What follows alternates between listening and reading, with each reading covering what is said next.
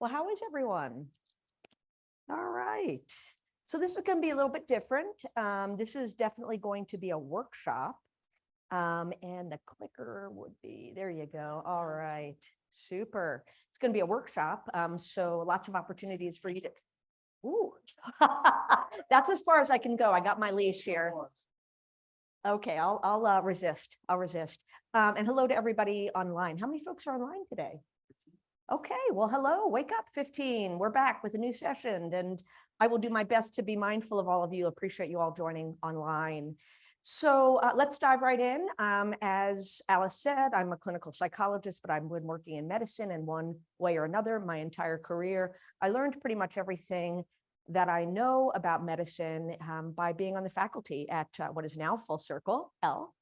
And before was the family medicine residency of Idaho. And I learned that from my coworkers, from the family docs that I watched every day walk into the exam rooms and be faced with countless clinical challenges that they weren't always given the time, the tools, or the training to deal with. And this has to do with behavior change. So that's going to be the foundation of how motivational interviewing can help you with some of those challenges. And the other thing, let's see how far the leash lets me go on this side. Hey, it's longer over here. How about that? The other thing that I've been paying attention to as I work with folks like yourselves and have social relationships with folks that are practicing medicine is that it's been a rough 3 years. Did you notice?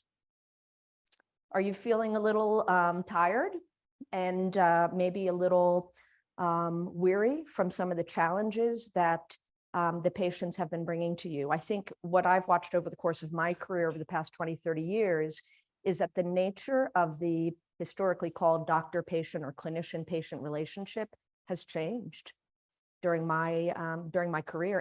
And the biggest change, I think, is the change in level of assumed authority that patients give you. Patients aren't walking in anymore saying, tell me what to do. Often they're walking in saying, I've read this, I've heard this, someone told me that. And so it's really changed the dynamic. And my hope for this talk is that what we'll talk about is how you have tools to help you shift in that dynamic and not be in a power struggle, because that's exhausting and it's not very fulfilling. And I always like to ask folks, why did you get into medicine? And people typically say the reason they got into medicine is they want to help people, right? And it doesn't necessarily feel like you're experiencing that if you're in fights or standoffs with your patients. And there's been a lot of that going on right now. I don't have to tell you that. So what are we going to cover today?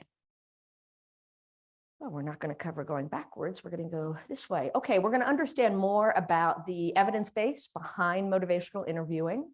We're going to talk about some of the core principles of MI. And I really, when I get to that part of our discussion, really want you to focus on 3 things.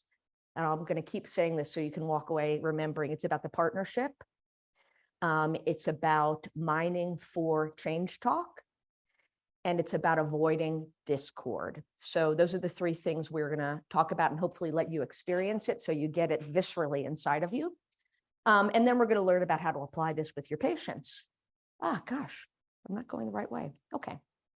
So this is an old slide that I used to use for the first time in human history. Preventable chronic disease is killing more people worldwide than infectious disease for the first time in human history. Yay us.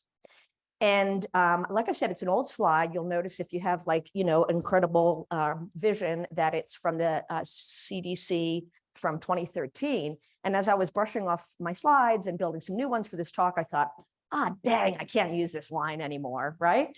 Because of what you all have been talking about this morning, which is COVID. And so I went back to the WHO and I looked up what the data looks like. Apologize if you've already covered this. Anybody want to scream it out? What's the worldwide mortality rate over the past 3 years from COVID? Anybody want to scream it out? How many people worldwide have died from COVID over the past 3 years? 6.85 million. So that's not good. Guess how many people have died over that same interval from non-infectious diseases? Anybody want to scream that out? Think it's more than 6.85 million? 123 million. So COVID is getting all the attention as it should. And my gosh, thank you guys for being on the front lines and dealing with it as you have. In the meantime, just simmering in the background, this greater threat, not just to the US, but across the world.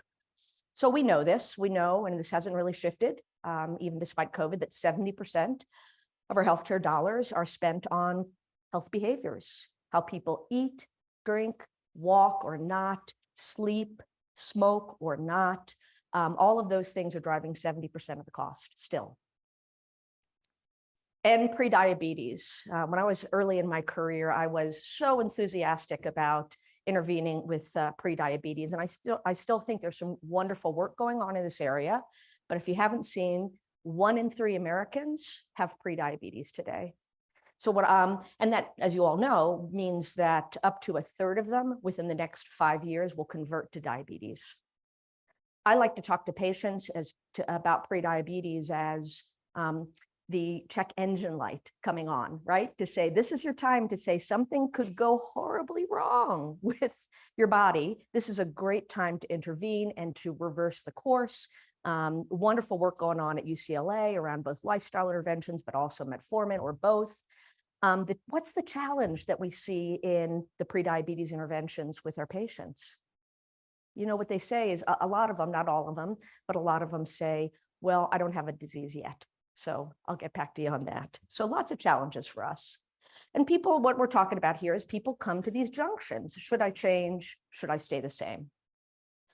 So how have we been taught in Western medicine to consider these changes and these challenges? And let's think of it through some common cases that you all see day in and out, or day in and day out, that you would think that someone having a heart attack would be enough to persuade them to change their diet, lose weight, and exercise. You'd think another person who has damaged relationships, who has a car crash, and memory blackouts would be enough to stop drinking. And you would think that someone who had threats of blindness, amputation, other complications from diabetes would be enough to get someone to check their blood sugars. Like, wouldn't it be enough? So what do we do? How has Western medicine trained us? What are the frameworks they have given us to help folks? Well, there's 4 traditional notions. People don't see the problem. They don't know what's wrong. They don't know how to change, or they don't care. So what do? We give them insight, and we think if we can help people see, they'll make the change. Guess what? You have prediabetes. We give them knowledge. Well, let me tell you about how you can change your life. We give them skills. Let's, teach you how to eat, a more balanced diet, more plant-forward diet. And if they don't make those changes, then we give them hell. We say, hey, we did everything in our toolkit. And this is kind of, I think, one of the shortcomings of the Western medicine model, right? It's nobody's fault. It's just, we are trained. I like to tell folks, I am a recovering expert. I was trained to be the expert in the room. In fact, when I was in my postdoc and we were in PM&R and we were doing a roundtable before a family came in and anticipating the questions, the head physiatrist said, well, what are you going to say about how this patient's going to be functionally in a year? And I said, I'm not sure. And the physiatrist told me, you can't say that. So it's implicit, and I think it's evolved the culture of medicine a lot, probably because of influences that you all have brought to it, but it's still an expert culture. And so we're going to give you our expertise. You're going to listen. And if you don't change, it's your fault. But it's not working. Oh, sorry. God, it's so frustrating when it doesn't work. Okay, so let's make this about you guys now. I just want to set the stage for behavior change science, but let's let you try this on a little bit. And so we're going to do a paired exercise. We call it, I know everybody hates role play. It's not a role play. I don't know exactly how to tell you how to do it online.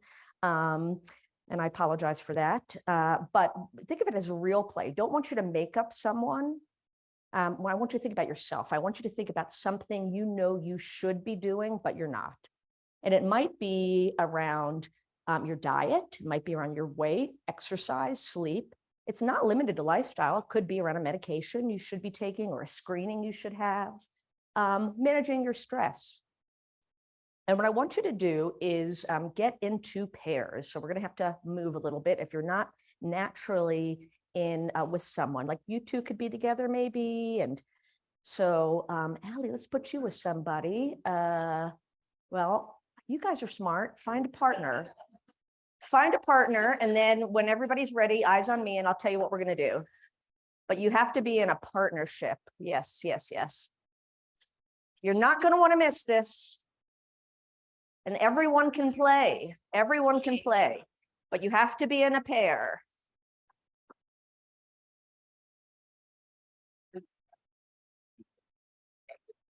Hey, Mike. See you later. Okay, you got a pair?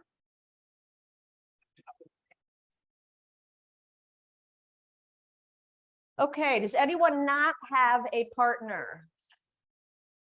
Okay, here's what we're going to do. And just listen up to me. I'm going to time you. We'll make it real interactive. I see some people are in threesomes. That's fine. Somebody can watch.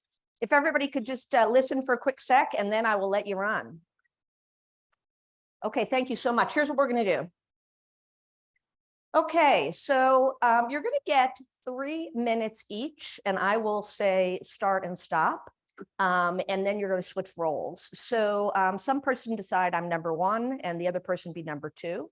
So we're going to start with number 1, and you're going to have 3 minutes to talk about what you want to change related to those categories I just gave you or something else, why you need to change, how you've been told you should change. Maybe you've been even trying to change, but you haven't changed yet. Okay, that's person number 1.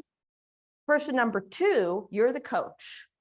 And I need you to really make this person understand why they need to change. Okay. So give them at least 3 benefits of what making a change would give them. Give them advice. Tell them how to do it. Okay. And this is really a lot of airtime that you need to fill because there's a lot of information, education, coaching you need to impart to this sad soul who has not made the change yet. Convince them about why this is important, and then summarize the plan. Okay, so person number 1, you're going to talk about needing to make the change. 2, you're going to do that. You'll have 3 minutes, and then I'll tell you to change roles. Any questions before we begin? All right, go at it.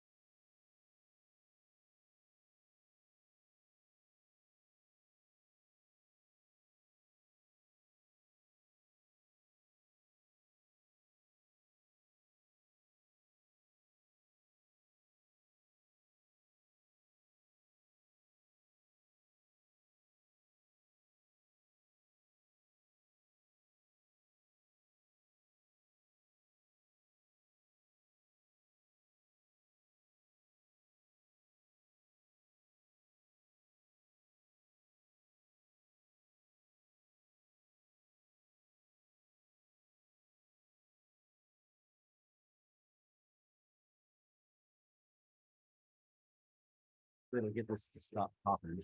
Okay, sounds good. I'm sorry, I didn't think through how to tell people to pair that are I online. think people in breakout rooms, but not all of them are better. Yeah. Oh, there you go. Keep the chat reading.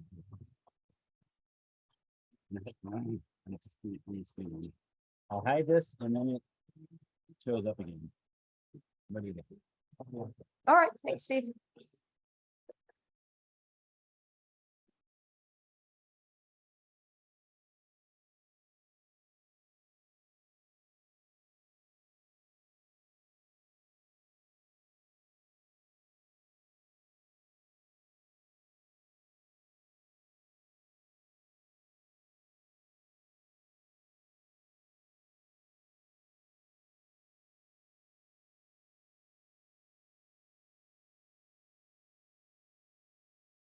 All right, you're down to your last minute. Make that argument for change, coach. Tell them why they need to do it.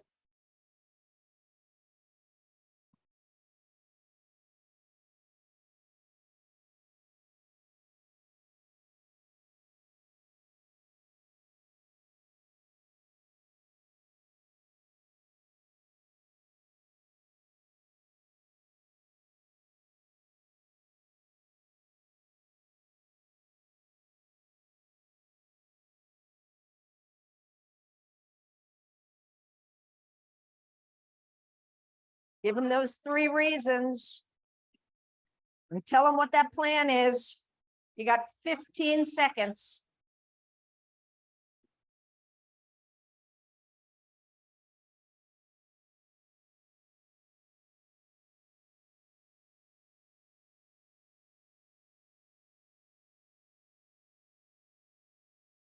Okay, everybody, we're going to switch roles. Hopefully you made the argument.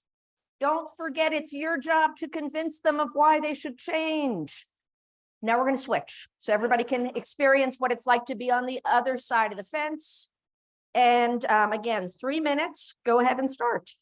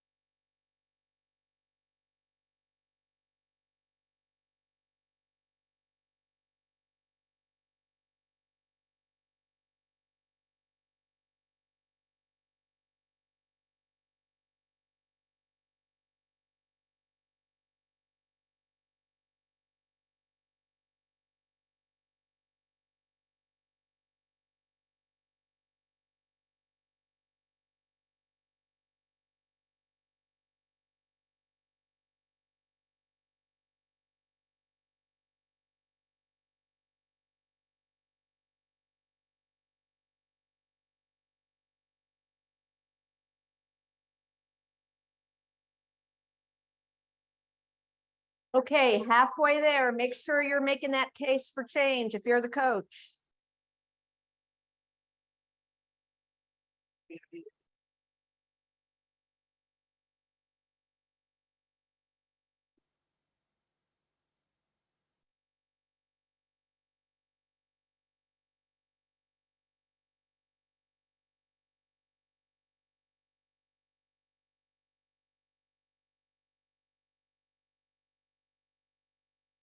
One minute left.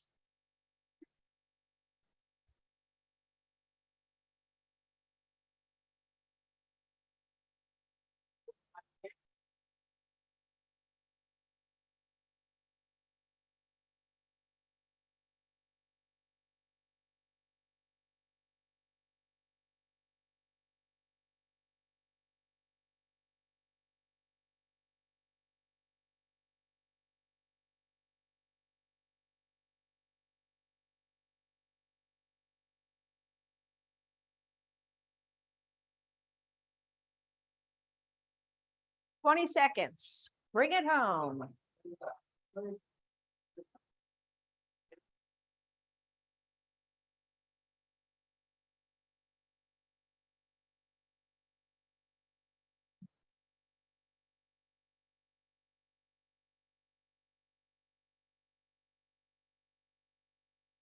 All right.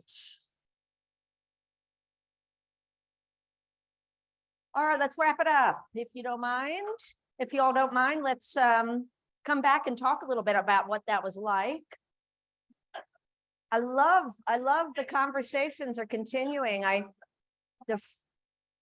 You all are such champions for change. Did you cure the world of non-communicable diseases in that 6-minute exercise? I know you did. Let's talk about it. And now this has stopped working. Good. Good. Okay, let's talk about it, guys, because this is a workshop again. So really want to hear what that was like for you. So first, who wants to talk about what it was like to be the coach, the one telling the person, about how to live a healthier life? What was that like to be the coach? Just raise your hand.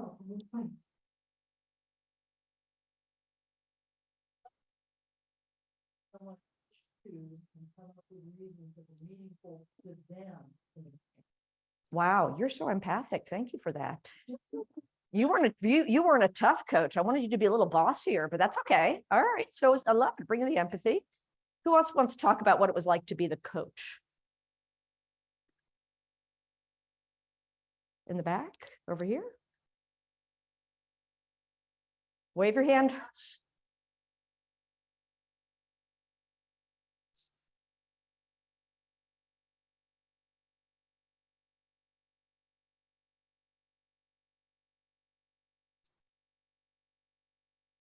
Yes.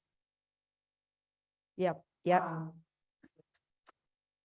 Yeah. Again, my hunch is that if you have evolved your style, this might feel like a step back for folks that have figured out how to be more patient-centric. Yeah, Katie.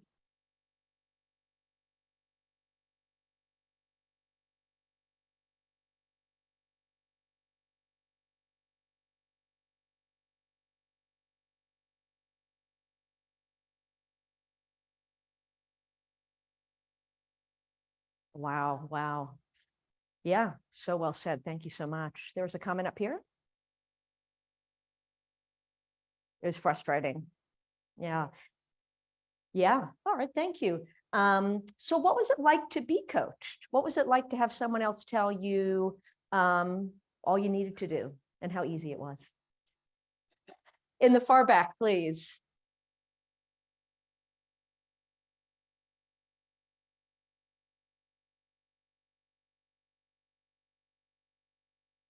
Like the teacher in Charlie Brown, like wah, wah, wah, wah, wah.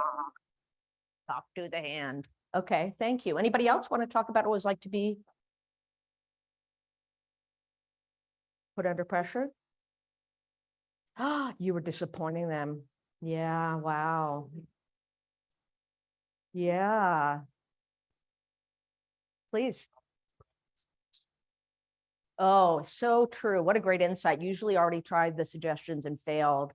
So I'm going to ask you on a scale of from 1 to 5, how interested you would be in continuing this conversation. 1, not at all. 5, the best. How many 5s did we have? How many were like, let's keep it going? You liked it? Coach. Well, and that's the fascinating thing about MI. Somebody always comes in and says, there was that one patient and I told him to quit smoking. And then they came back 6 months later and said, oh my gosh, I did. And it changed and saved my life.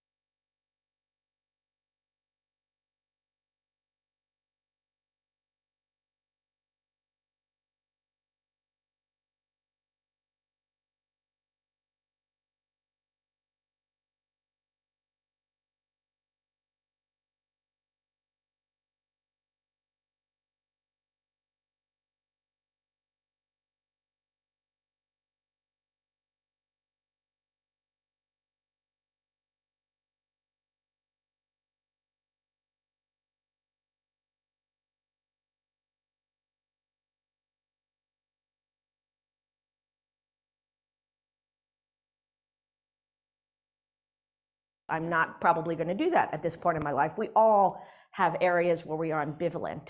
And so the question is, how can we use the power of conversation to explore the ambivalence and to evoke a person's own desires, abilities, reasons, and needs to make change?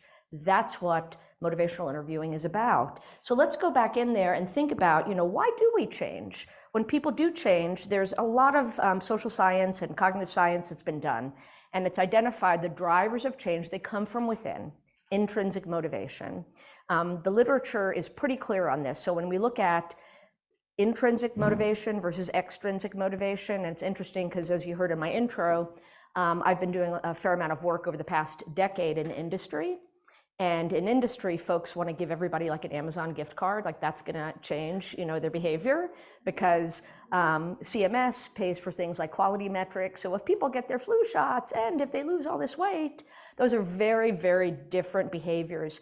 And what the literature shows is that extrinsic motivation, like I'm going to give you the Amazon gift card, works if it's a simple behavior. Get a flu shot, one-time action, get a screening. Then you can reward people and see change. But complex behavior, anything related to the topic of this talk, really has to come from inside. So what happens inside? Well, people have to believe in their ability that they can make a change. They have to verbalize it for themselves. They've got to be talking themselves into change. They have to have a plan, and they have to have adequate social support. And sometimes people avoid change or even the conversation about change because they don't have the confidence that they could do it. So what's that old saying, can't win, don't try? Many people are walking around feeling like, I've never been successful at quitting smoking, losing weight, having a good relationship, etc. So why try? Their values have to be aligned with it. They have to believe this is the right thing to do. They have to be ready. They have to see it as being important. And they have to think it's going to be worth it. So all of these intrinsic motivators and intrinsic conversations are what we are trying to facilitate in a different conversational style. Let's try it. From what I can tell of this group, and I hope online you're hopping into the breakout rooms, you're going to like this part because it's closer to how you're practicing already. So hopefully this will just be a nice reinforcement. So we're going to get back into our groups, and we're going to do it a little bit differently. And I hope that it's a lot more fun for you. So same issue, don't change the issue if you don't mind. The coach is going to ask questions, and the goal is understanding. Give no advice. Your goal is understanding. And so the questions are, why did you pick this topic? Think about it. We all have a million things we could be doing differently. Why did your person pick this one? Boy, there's going to be some nuggets in there. Then ask them, how important is it for you to make this change? I hope folks can see in the back. You also have slides access if online. If you did make this change, this is what we call forecasting, future thinking in motivational interviewing. If you did make this change, what do you think might be different in 6 months? And if you did make this change, how would you do it? What do you think you might try? And another thing that you can think about is, what have you tried before? What have you learned? All of our patients come to us with experiences and history. They're going to have some nuggets that we can reflect back to them. And that's the other part of, in addition to these really powerful questions, is giving a summary and reflecting what they say. So I hear that you are really motivated to do this because of X. And then at the end of it, when I give you that 30-second warning, ask them what they want to do next. This is really, again, the polar opposite of tell them what to do, ask them. What do you think you'll do? Or where does this leave you? Or what's your next step? And listen with interest and provide affirmation. Any questions about this one? Okay, you're back on. 3 minutes. Number one, you're the one talking about the same issue. And number two, you're going to follow these instructions. So go ahead and start.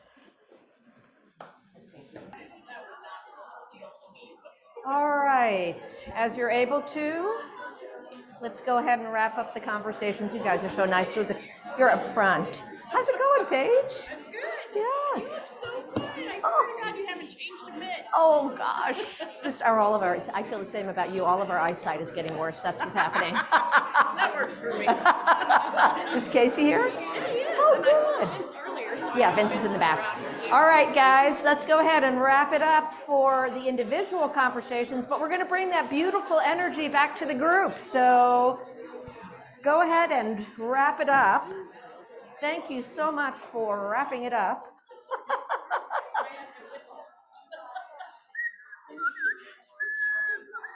go ahead and wrap that up now.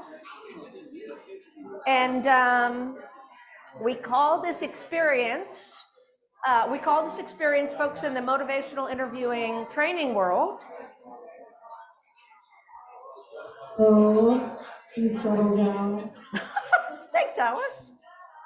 I'm not feeling super bossy this morning. I think it's just because I'm in the company of so many wonderful friends and it just makes me feel relaxed. So thanks for being the bossy one.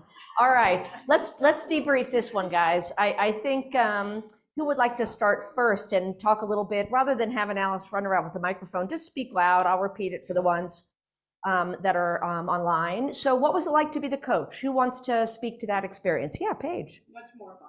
Much more fun. You want to say why? Just interesting. It's more like normal conversation. Yeah. And I think we both felt that both ways. Yeah, both ways. Excellent. Who else wants to talk about their experience coaching? And I'd love to hear if people want to share like particular questions that they loved putting out there and loved hearing the answers to. Yeah, the far back, please. I think it's like when you talk to a friend or someone you care about, you're actually interested in what their motivation is, not just throw the advice on them. And so I think the more personal conversation. A more personal conversation, more intimate, like a friend. There's another exercise that my group, the Motivational Interviewing Network of Trainers, does that we don't have time to do today, but it really plays to that whole point, which is think about a mentor that you had when you were in high school and describe the characteristics of that mentor. And you've named a bunch of them: curious, caring, willing to spend a little time with me. So I love how you described that. Others want to talk about the coaching experience? Well, this method allowed the individual who has the issue to essentially become their own coach. Nice. So become their own basically coach. teaching them to fish Ah. is more beneficial down the line. I love that. I think one of the things, again, to teaching them to fish, such a great phrase. And one of the things that folks have said about that in their love of the motivational interviewing approach is that it's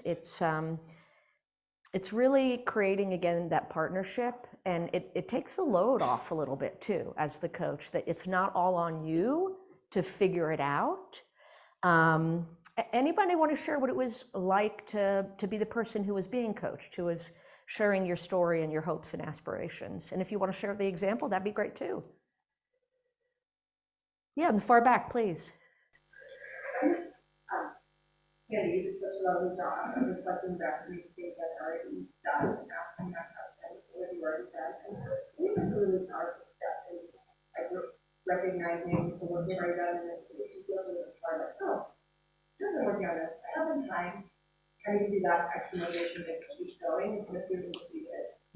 I love that. So what she said was about how her coach, Sandy, asked her what she had tried. That's a very powerful question, because again, we come to the relationship with our provider with our own experience and history and experiments. Love to, phrase things when I'm working with folks about, what have you tried, as a way to say, what have you experimented with? Because some things are going to work and some things aren't going to work. There will be the unicorn who goes cold turkey change and makes that great change. But most folks, it's going to be very stepwise. Oh, this time I tried, not bringing home cookies and keeping them in the house, right? And how did that work? Oh, it was great because I didn't have that temptation, at 10:37 p.m. when I was feeling pretty tired. How come I know so much about that exact example? Vince, don't say anything about my cookie eating last night. They were really good. Have you guys had the ginger snap cookies yet? Oh, they're good. Yes, please.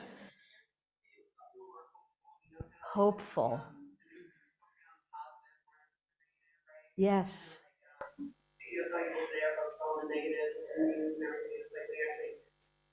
Challenge yourself to think about the positive or your gratitude list or whatever, but it's like feel better, right? And being given the time to kind of think about, okay, what will be the first step doing that? How that's helpful. Give me a second to really think about what it would be, but it's like coming from me, not somebody else telling me what to do. Yeah, I love that comment about hope and realizing and reflecting back. What does that do to a person's confidence, do you think, when someone says, you know, hey, you've probably tried to make some changes here. You know, what have you tried? Share that with me. What have you learned? Let's build on that together. What do you think that's like, or what did you just experience that like when someone is giving you that feedback, in addition to it being hopeful? Actually, I had a patient comment on that. We had a conversation about her struggles with her diet and her exercise. And as we were going through it, I asked her, okay, what are you doing currently? What have you tried? And she said, and when she'd say, well, I tried this, I did this. And I'm like, well, actually, so you have been working on this. Wonderful. And you are making efforts to change this already. And she goes, well, you're right. I have been working on this. So I think it really opened her eyes that she wasn't a total failure, that she had been working on those, and that she was continuing to work. And what do you think that left her with when she left? So, she felt more pride in herself. More pride in herself. You know, the power of that question. I see you. I know that you care about your health. One of the assumptions that we invite practitioners to bring to their work with people is the assumption that everyone, or that most people, want to be healthy. Let's assume that, right? I like to say, you know, people talk about what's the most important resource that we have in this country. Oh, is it you know, oil? No, it's human capital. And human capital is built on health. And when I worry about the future of our country, I worry a little bit less about, you know, the politics and more about the prediabetes. And what happens when an entire population is not healthy. The greatest resource any of us have is our health. So if we bring that assumption and bring that beautiful curiosity, I love how hard it is to cut you guys off when you do this second round of the Taste of MI. You bring that curiosity, you learn that people see that. People have people they love in their lives, who love them, who count on them, who they count on. None of that is possible if you don't have your health. So thank you for that gift you gave your patient, to let her see that, you know, not only do you see her and are you spending time with her to listen to what she's doing, but that you see her as being capable. You don't see her as an ill person, you see her as a capable person. What else do folks want to share about the experience? Yes, Allie. It was very insightful for me to verbalize like what actually is the motivation, because that hadn't really occurred to me. Like what is my deepest motivation, which is just to be around as long as I can for my kids. Yeah. So that was cool. Yeah, it really is. How beautiful. And that, you know, that's going to stir inside of you much longer than any piece of information your partner or your coach could have given you. That intrinsic motivation to be around as long as you can for your kids, that's some powerful stuff. Yeah, Katie. Maybe on the other end of that spectrum, I was talking about what I wanted to change. I realized that I'm really not motivated, and if that's been motivated. Yeah. If you didn't hear that online, Katie Reynolds was just sharing she realized when probed about the motivation that she wasn't that motivated. Keep going, Katie. Yeah. It changes the whole internal dynamic, which is, well, am I just trying to change it because I think everybody else thinks I should? Or do I really care about it? And then Right. That's the cognitive part that I can work on. Right. Then I can either decide to give it up. Yeah. Or actually be good. So you hit on, so it really changed Katie's mindset around how important is this topic, this behavior to me? Is it for me, or is it because others are suggesting I should do it? And really what that gets to, one of the tools in motivational interviewing is the confidence and importance scales. If you've done, you know, more advanced training in MI, you ask people, the first question is, how important is this to make this change? And if they score anything under an 8, and this is all evidence-based, one of the things I love about MI is there is so much research going on all around the world in this. And if you score under an 8, then that's where the conversation needs to begin. All right, so you scored a 6. And one of the beautiful questions you can ask people is, I'm curious, why did you score a 6 and not a 4? So what this is going to do, and I'll talk about this here in a minute, is to really get them to speak to, is there a little teeny motivation in raising the importance of this? Is there a reason to raise the importance? Why didn't I give it a 4? Well, it might just be because other people are nagging me, and that's not really going to generate that intrinsic motivation. but it will allow you to probe around that first question of importance. Because if something isn't important to someone, they're not going to do it. And that's great. That's their choice. And we don't have to hammer them. But we can be curious to see, is it something that maybe there's some growing motivation or not? Because I imagine you have other things you might want to work on if you don't choose to work on the one you discussed this morning. Other comments? Okay, super. Well, let's talk a little bit more about the details and the research of MI. And I want this to be super interactive because you guys are. So I'm curious, what are you guys working on over there? Excuse me, sir, what are you all working on? Oh, I'm just curious. Oh, I'm not meaning to, I'm just curious because it sounded important. I was trying to coach you on CME. Oh, CME is very important. Awesome. I don't want to distract you from that. Maybe if you could put a pin in it and we'll come back to the CME, because maybe we'll spend a minute. Would it be helpful if Steve talked about it later before we wrap up? All right, so what is motivational interviewing? We've been talking about this all along. It's collaborative conversation style for strengthening one person's own intrinsic motivation for change. And this comes from the work of Stephen Rolnick and Bill Miller. Stephen Rolnick's in the UK, Bill Miller is at the University of New Mexico. Why are people so excited about motivational interviewing? And again, you have access to all of this. So if you want to dive into any of it, the literature is all there within the deck that's provided to you. But the first thing is that it has that solid evidence base. It does work.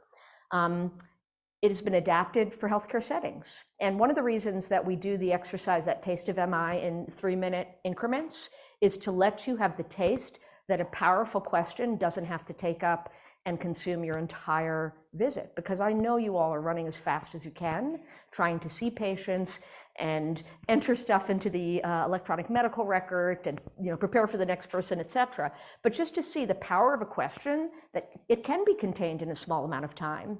It's standardized. This is not, if you want to get trained in doing motivational interviewing, typically it's a 2-day full all-day workshop that goes through this very standard approach. You'd learn more about importance and confidence scaling, as I talked about before, and the different stages of the interview, but it's very standardized, and there are validated tools that measure its fidelity to make sure and give folks that feedback that are wanting to develop it as a complete skill, give people the feedback. It's been tested all over the world. The Motivational Interviewing Network of Trainers has, we have mentees, that's what we call ourselves for some reason, but all over the world, every continent in the world has people who are using this practice.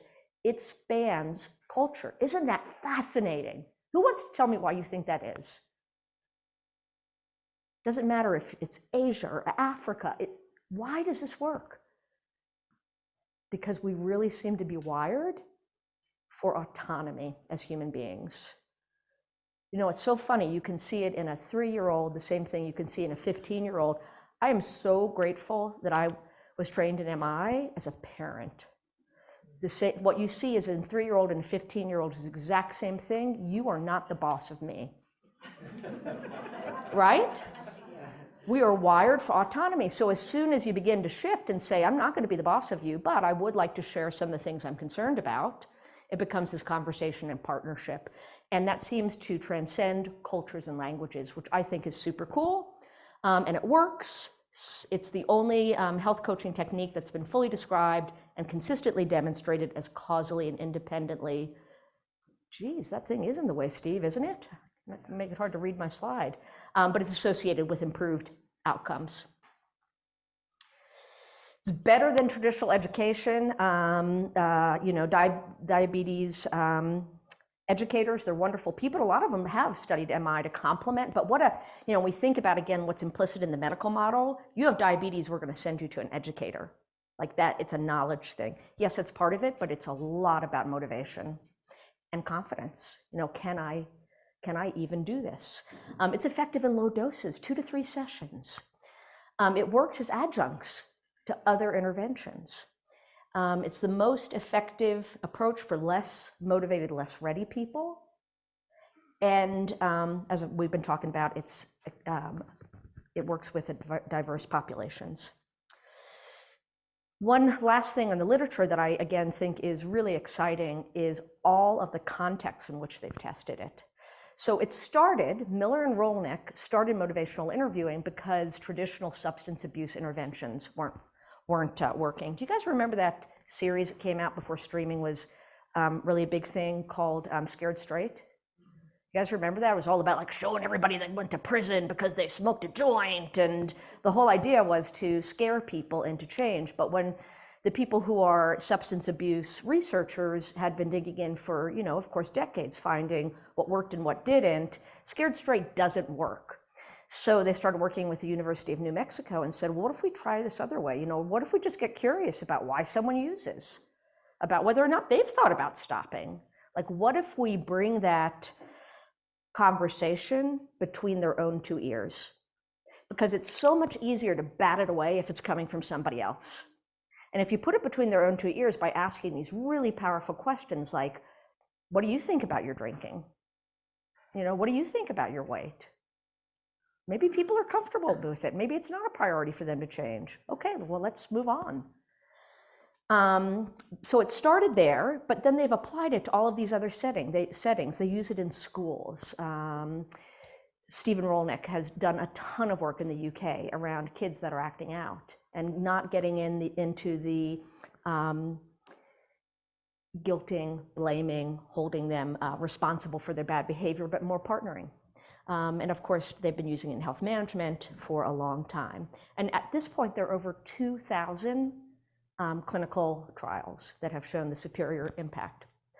Okay, so I told you at the beginning of this that really, because I think you guys are good at this, I gotta tell you, I just, the energy, I couldn't stop you before when you were doing that second practice. But really 3 things to think about as you continue to hone your MI skills. And 2 of them are do more, and 1 is do less. So the first one is partner. And partnership is about acknowledging shared expertise without judgment. Okay, what does that mean? I'm an expert in clinical psychology. You're an expert in your eating behaviors, right? I'm an expert in raising twins, although I'm still doing a lot of on-the-job training there and have a lot more to learn, but you're an expert in something else. So partnership is, putting that out there, and it does a wonderful job of getting a person's, we want to reduce their resistance to the conversation by, put your shoulders down, because I don't have all the answers. I can tell you what I just learned about long COVID, but I can't tell you what's going on in your house and what is working and not working for you and what your priorities are or not right now.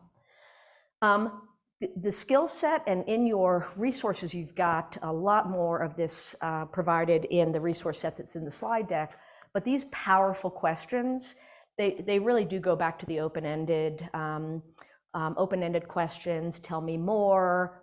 Why did you choose this? What's top of mind? And then affirmations. I hear you. That sounds like, you care about your kids so much. I'm going to give you a context to think about this on. I might even put somebody on the spot, but we'll see how this goes. And then summarizing what you hear. And then honoring, it's your choice.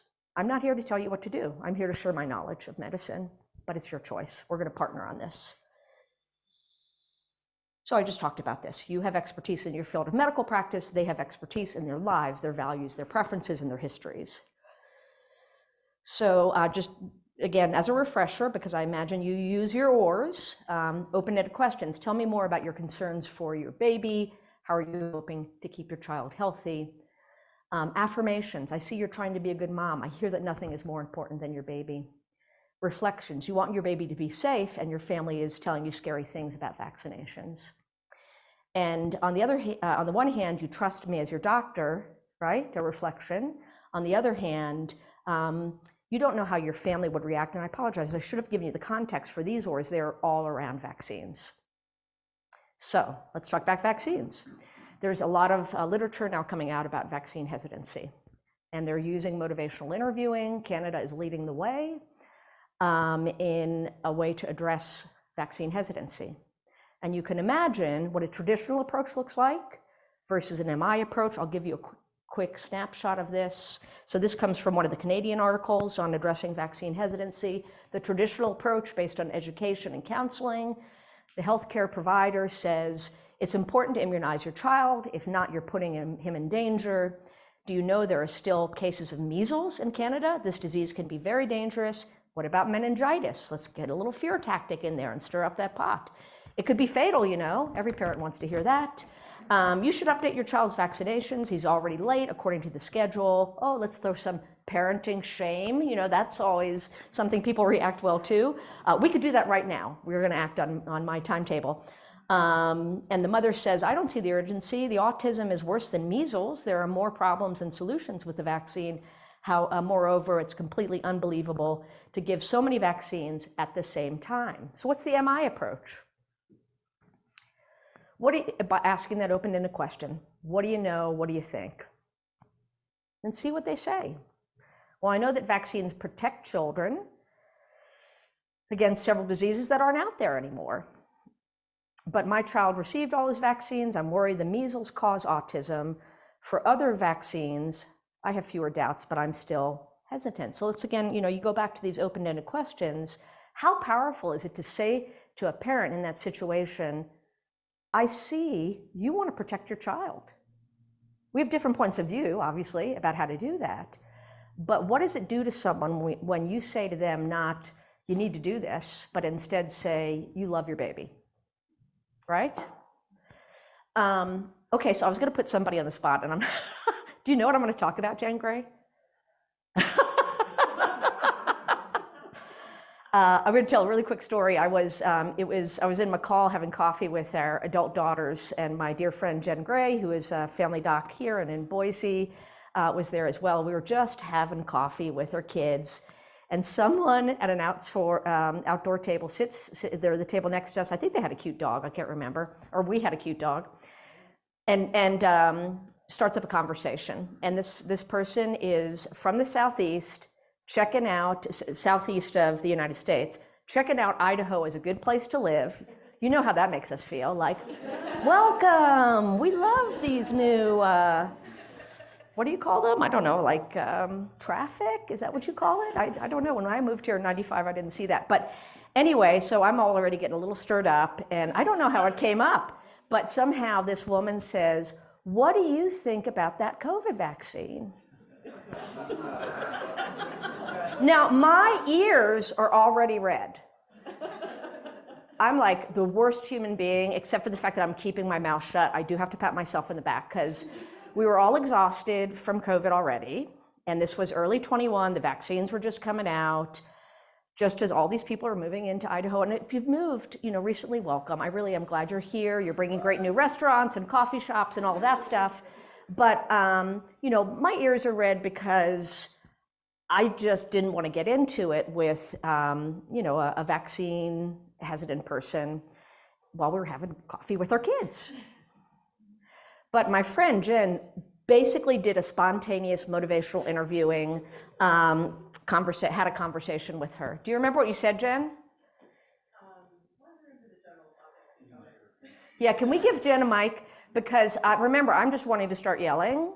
And again, pat myself on the back that I'm like not doing that because I'm seeing all my friends, you guys exhausted and, you know, hearing all the stories. And I just want to kind of shake her and say, go away, go back to South Carolina. And I mean, it's awful. I was being an awful human, but except for the fact that I was keeping all of those thoughts inside. And I watched my friend Jen said, so I'll give you a cue and then you can talk about what you said if you don't mind. I'm really sorry.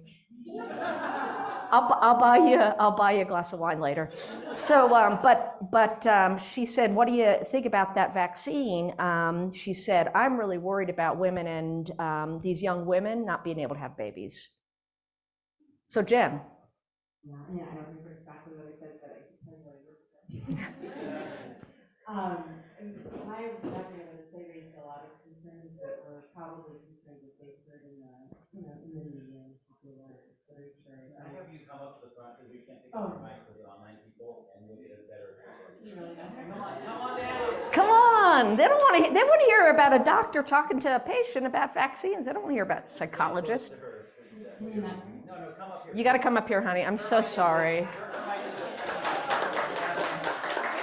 The first thing she's 2 glasses of wine. Is the best motivational interview. It was spontaneous at a coffee shop, and is the best MI conversation. The first thing she said was when the woman said these young women not being able to have babies. I said something like, that is a really scary thought. I see why you're so concerned about that. And you said, I had that same worry for my daughters. I did say that. Mm-hmm. Which wasn't true. That's okay. Keep going. But talk a little bit about how you have approached this with your patients, if you don't mind. So I don't remember exactly what I said to her, but I do remember she raised that, and I can understand that. I'm a mother. I have 2 daughters, and of course, if that's your belief, it's very, very scary. So I tried to validate. Well, at first I tried to find out where people are coming from with vaccine. We've all spent a lot of time talking to people about COVID vaccine, and so I try to just do open-ended questions. What are your concerns? What have you heard? I work with a largely refugee population, and so in various communities of patients who come to see us, there tend to be various conversations going on, right? Just like we have various conversations through our social media, et cetera, in our communities. And so often I'm trying to learn, well, what's going on, in the community? What are people hearing? So I'll ask that, what have you heard that concerns you? And then I'll try to validate that concern. Yeah, well, that's scary. If you think that you're going to be impotent, not be able to have children, and the most important thing to you in your culture is to be a parent, and the thing that brings you honor is to be a parent, I can't imagine anything more scary than thinking a vaccine might affect that. And then I eventually try to get to, the good news is the vaccine doesn't cause that. What a relief. Is that? Yeah, that's awesome. Okay, big round of applause for Dr. Jennifer Gray. That was kind of mean. Sorry, Jen. Thank you. But again, the power of curiosity, the power of open-ended questions, the power of affirmation. I'm a mom too, right? And what that does, and how the Canadians are again leading the way here, and they are finding that they are increasing vaccination rates depending on which study you look at, between 10 and 40%. So that's pretty powerful. Now, does anybody else want to share a story about counseling a patient successfully or unsuccessfully around vaccines? Because I know there are more stories in the room. Nope.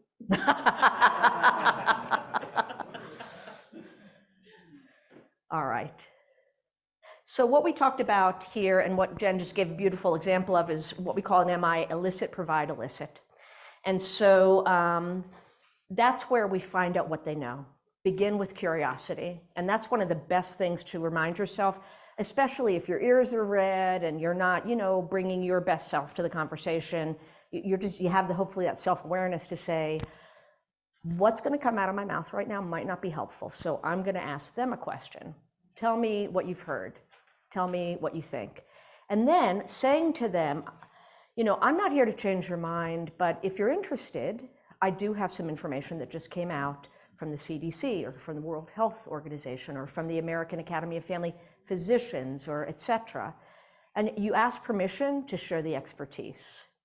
Elicit, what do you know? Provide, here's what I know. Elicit, where does that leave you?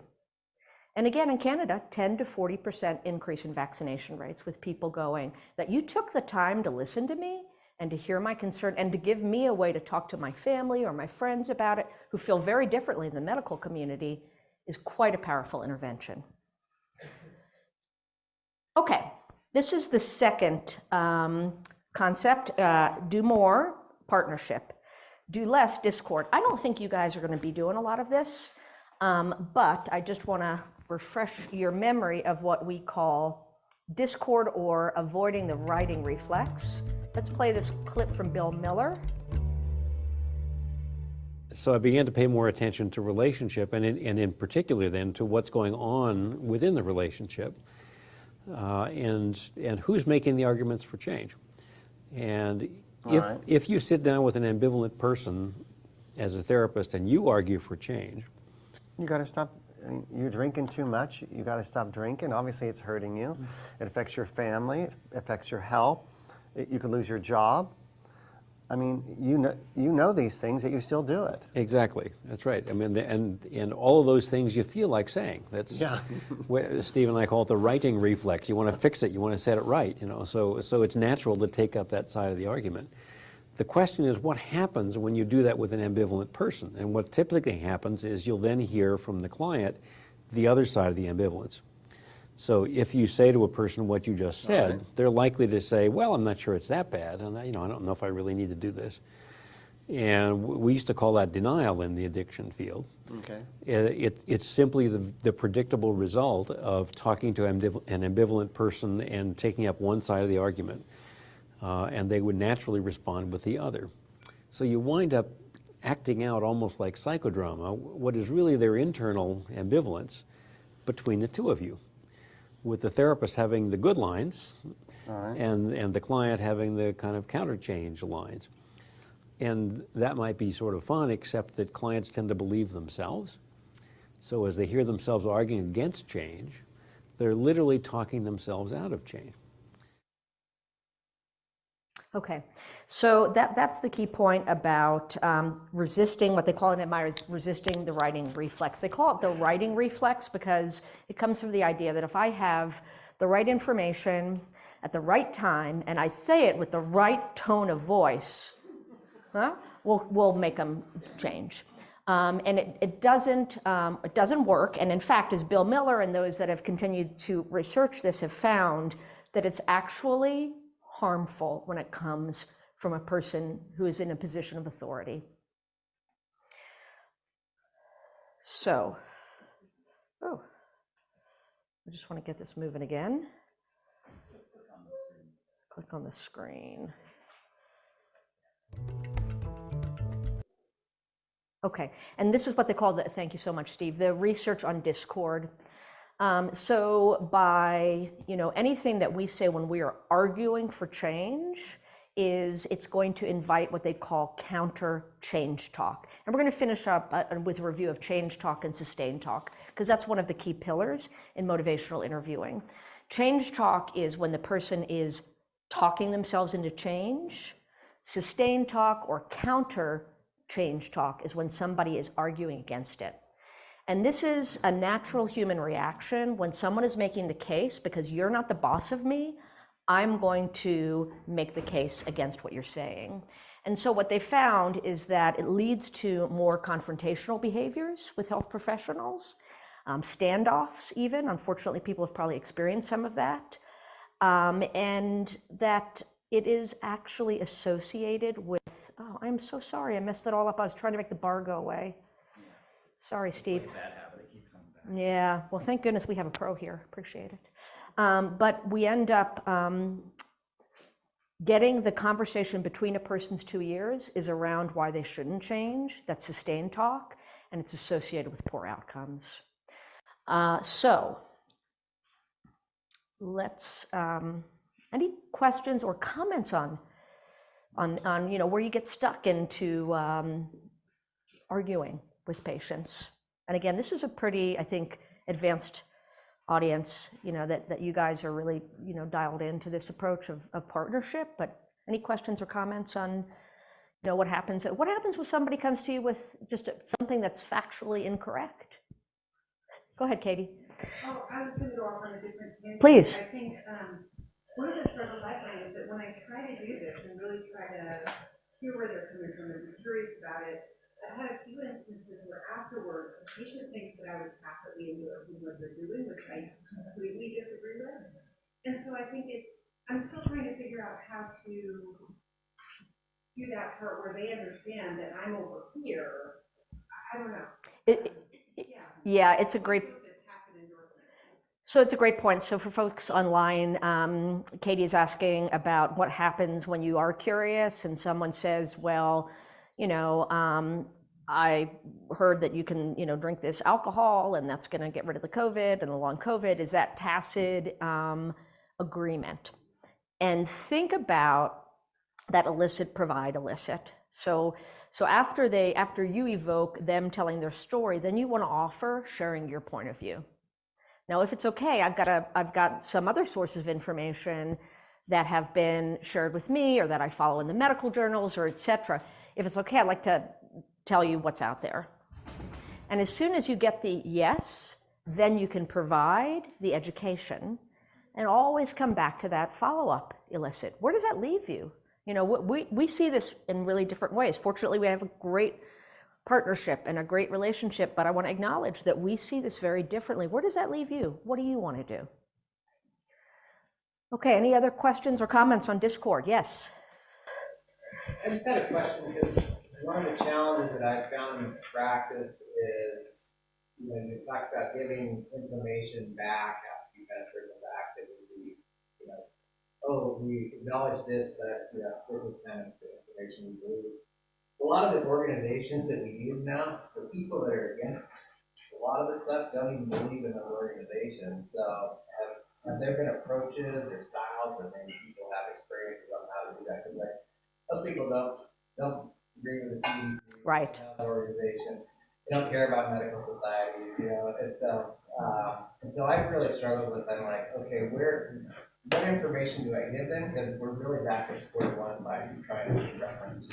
Yeah, I've got some thoughts, but let me kick it to the group again, because I think this is a pretty sophisticated group. So ideas are either online. Yeah, I'm going to restate it for you. So the question is, when you're doing elicit, provide illicit, so asking and inquiring what they know, offering what, you know, information sources you have, and then asking where that leaves them. If there's been a lack or there's been a loss of trust that has been absolutely manufactured, a loss of trust in organizations like the CDC, the World Health Organization, et cetera. What do you do about that? I've got thoughts, but I know we have other thoughts in the room. Please.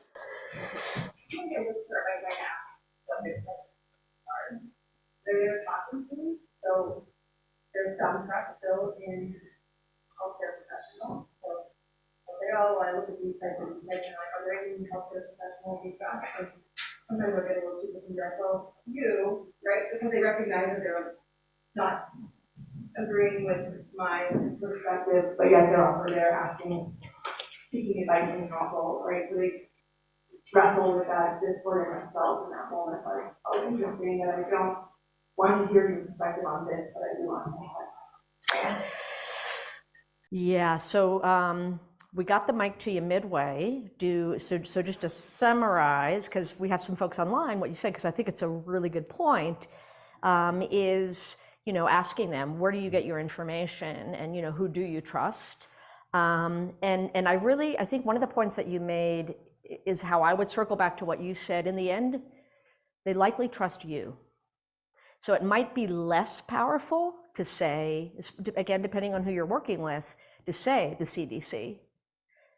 But you can say, I have come to believe, or I understand, based on, you know, what I learn, what I study, my sources, you don't have to name them, that this is what's going on. I have had patients who, when they have followed this advice, they've had good outcomes. My job is to tell you the best of what I know and understand to be true about what's happening in the field today. But your job is you get to choose. It's your life. So I would share your experiences and your knowledge. And sometimes we have to leave the formally trusted organizations' names, you know, out of the conversation. Other thoughts? Great question. Thank you so much for that. Can you go back? How do you then counter that factual misinformation?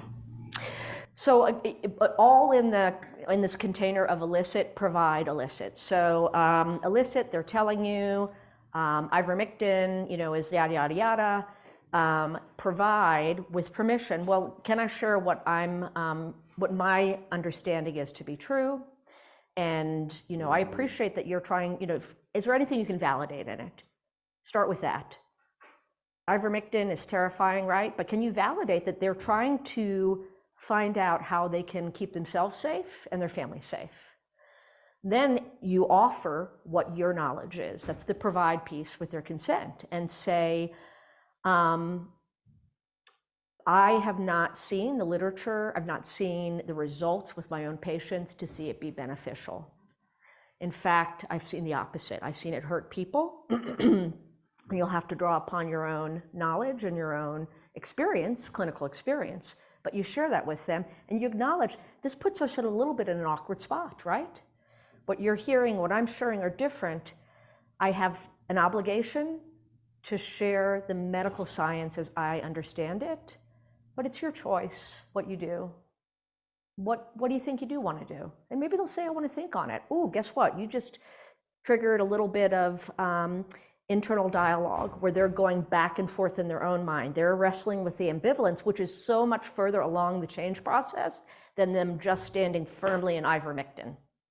Now you've pulled them a little bit over because they're going to have to wrestle with, this is my doctor, I trust him. I've got this information and that information, and that's going to begin to start a change process. It's not going to be a light bulb for most people. It's going to be probably more information seeking, more coming back to you. Hey, how'd that sit with you last time we talked about this? Does that help? I mean, my experience has been that patients are more than just ambivalent. They're absolutely obstructionist as far as making change. They've been so ingrained by social media. Yep. Their silos that it doesn't matter what you say or how you say it. Because I have asked, what are your concerns? What have you seen, what have you heard? And they I'm sorry, that's just not true. I know there's evidence or whatever in various different ways. But they're going to believe what they believe because that's what they have been programmed to believe. There's nothing that I can say or things that I can show them because that's the same. Trust them. Yeah. Sources they trust. Yep, so we're talking about the influence of social media and disinformation, and again, what an incredibly huge challenge that brings into the exam room for all of you. I think one of your colleagues had a comment. I was listening to the book called Motivational, which is really phenomenal. Do we want to try and mic her? Well, it sounds like a great book. We might. Nobody can hear it online. Okay, yeah, so thanks. We're going to get the mic over to the comment, and there's someone who's listening to a book that she will share with us. There's this book I just listened to called The Persuaders, and I butchered his name, I'm afraid, but the book's fantastic. And there's a whole chapter on cult culture and deprogramming, and so they use kind of the science that they learned from deprogramming to think about how to address false information and how to see it in people, whether it's around climate change or vaccines or COVID-19. One of the phrases these experts use a lot is instead of disgrace, displace. So instead of disgracing the things that they hold to believe, displace it with new thoughts, new concerns, like you mentioned. Like, interesting that you've heard that. So instead of disgracing what they've heard, displacing it with like, here are the concerns I have that I mentioned. So anyway, that was one of their approaches. But the other thing that they really talked about was helping them see where their information could be questionable. So not trying to, bring all the your science to them, but instead of help them look at so I'll give the example of someone who maybe is in a cult, teaching them what are the signs of manipulation around getting people to join a cult. Instead of saying, that's a cult, and here's how I know why, teaching them how people are misinformed, what are the techniques that are used to misinform individuals, what are the ways that we try to falsify information so they can try to see it for themselves. Am I getting good, informed information? I'm not an expert on this, it's just for this book, it was really powerful, so I feel like I'm fumbling the explanation. I think it's a terrific explanation, yeah, and I see a lot of people writing down the name of the book, so thank you for that resource. Yes, please. Just to your comment, I've noticed over my experience that those situations are always frustrating, but I've had multiple times where patients have come back. It's not in that visit that you Right. see that change, but I've had, rare, not all the time. The patient, in fact, sometimes it's not even my patient, it's somebody who's had some interviewing experience with another provider, received some information, and now brings their children back and says, I'm ready to get them back from you. And so it's not always frustrating because it does feel like you're standing on the wall, but I think a lot of times over time, you don't change it happens. Yeah, thank you so much. Any, looks like you had something on the tip of your tongue. No? Okay. All right, thank you guys so much for that good discussion. It is tough. It's like you guys have to be social scientists now more than ever before in the context of social media and all of the disinformation that's out there. So arguing doesn't work. We know this. So the third process is mining for or evoking change talk. So change talk, as a refresher, is the conversation between a person's two ears when they are talking themselves into wanting to change. And they talk about in MI that there are elements of change talk that you want to really tune your ears to: desire, ability, reasons, needs. And that's when someone is asking or is describing something like, you know, I really know I should do that. I really know I should take this medicine even though it has the side effects. Ooh, chase that. Tell me why. Tell me why. Because my dad didn't do it and he had a stroke. So anytime you hear any of the language around change, that's where the mechanism of action is for changing complex behavior. Desires, I really want to. Ability, I think I could. I've tried in the past. That's what we were keying into in the earlier conversation when someone said, you know, oh, I did try in the past. That is gold. Tell me more. Tell me more. Because all you're doing is prompting them to talk themselves into change. Reasons, needs. The further they get along the change continuum, there's a cluster of change talk attributes called CAT: commitment, activation, and taking steps. So that tells you someone is, okay, what do you want to do next? When someone gives you, where does this leave you? When someone gives you, I'm going to go home and throw out all the ashtrays, or I'm going straight to the pharmacy. Awesome. You want to say, just celebrate that. Wow, you really are ready to make this change. So it's a continuum. You're going to get softer change talk on, you know, with people who are still in more ambivalence, but you want to really be curious about it and really affirm it. And the reason I say that and I want to leave you with the change talk piece of motivational interviewing is twofold. Number one, the research is showing this is the mechanism of action. They're putting people in fMRIs and getting them to talk about why they change or why they don't change. And it's lighting up areas of the brain when they are talking about their desire to change. So the neuroscience is starting to show that this is part of where the power comes from. The other reason I want to leave you with change talk is because, again, that's not what the mindset of the mental model of Western medicine. And I oversaw a large care management group when I worked at UPMC. There are 600 care managers and coaches that were doing all of that follow-up care, you know, keep people from being readmitted, et cetera. People have multiple chronic conditions. And they have the prompts that are in their care management platform. And you know the first prompt in all of them? Barriers. Well, you know what barriers do? Well, what would get in the way of you making it to your doctor's appointment? You know, why would you not get there? I mean, it comes from a good place that we ask about that. The problem is it doesn't work. So it comes from a good place that we want to say, is there a transportation barrier? Is there a, you know, a motivation barrier? But anytime you ask about what would get in the way, you're inviting people to go to sustained talk. Now you're saying, please talk yourself not into doing this thing. It is fascinating. I mean, I saw it again, and these nurses on the phone, what are your barriers? Well, guess what? We've just left them with a lot less motivation than that expensive call, than they had before that expensive call. Okay. So just leave you a few examples. Here's some sustained talk examples. I know I'm supposed to lose weight for my blood pressure, but you'll hear the buts. Diets just don't work for me. I do walk some.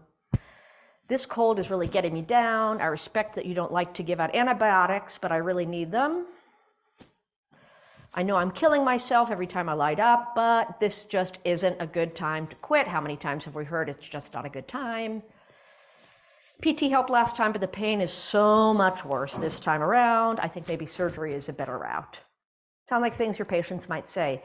This is, again, arguing against change. Here's arguing for change. I need to get this under control. That's part of the darn need. I'm going to practice that technique again. That's the cat. They're working towards it. They have steps. They're taking steps. I guess I could try that. That's softer, right? But it's still there. So if you focus your attention on, tell me more about wanting to try that. I'm going to set an alarm to remind myself. That's stronger motivation. That's more towards taking steps. And I want to set a good example for my kids by using healthy coping skills. All right, well, I'll leave you with this one and then let you get out to the sun and the snow. But just to put it all in the context of, what's again happening in that own individual's perception of themselves, social psychology, self-perception theory, right? A patient voices a commitment to make a change. The practitioner reflects it. You are now reinforcing the good stuff. And that has been associated with better clinical outcomes in all those areas we talked about, right? Whether it's lifestyle, whether it's adherence, whether it's screening, criminal activity, substance use, parenting. We want to use this conversational tool of helping people have a better conversation between their own two ears as a way to influence these huge, huge drivers of health outcomes. And I know you guys could do it because you've been such a lovely audience. And I just want to say thank you and get you guys out in the sun and the snow. Alice, any other housekeeping? Thank you for a great talk.